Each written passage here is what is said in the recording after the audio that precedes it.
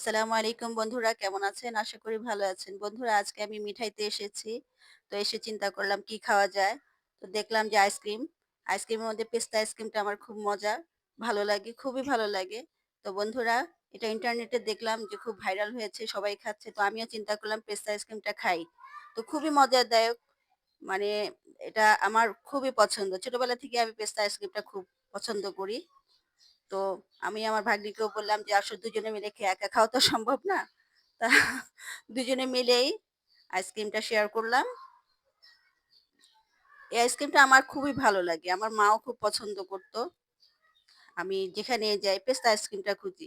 অন্যান্য আইসক্রিমের থেকে পেস্তা আইসক্রিমটা আমার খুব ভালো লাগে। এটা সাধারণত পাওয়া যায় না। অনেকদিন পর আরকি ইন্টারনেটেই দেখলাম যে পেস্তা আইসক্রিমটা খুব ভাইরাল হয়েছে।